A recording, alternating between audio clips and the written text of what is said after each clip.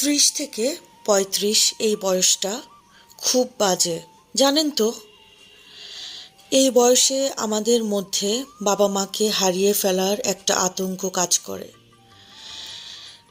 চোখের সামনে আমরা আমাদের বাবা মাকে বৃদ্ধ হতে দেখি। সে এক তীব্র যন্ত্রণা।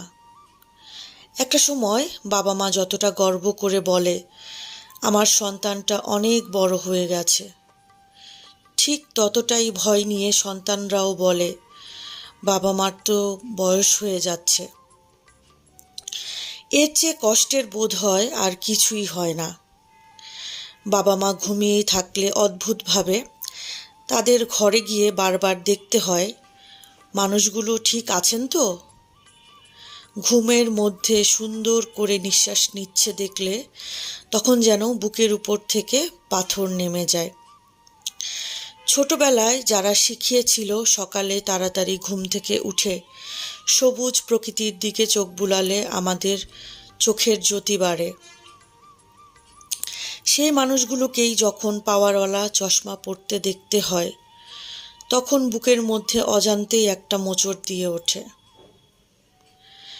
30-35 এই বয়সটা সত্যিই খুব বাজে।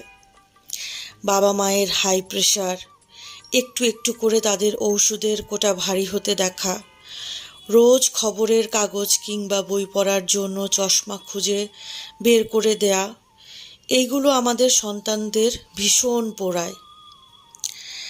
আমরা বড় হই, সাথে সাথে আমাদের বাবা মায়েরা বৃদ্ধ হতে থাকেন।